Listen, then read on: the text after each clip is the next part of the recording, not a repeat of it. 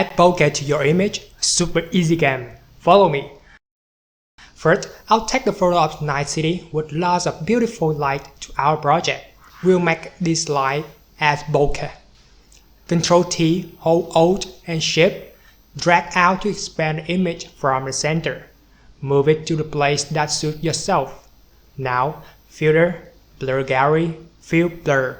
Increase blur with the slider on the right side, or you can type the amount in the box as well.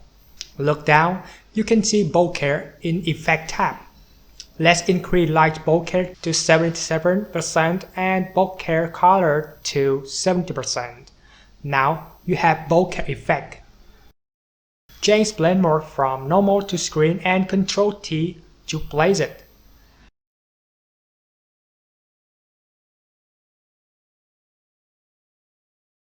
Use eraser tool to remove some bokeh that on her eyes or somewhere you don't like. That's all.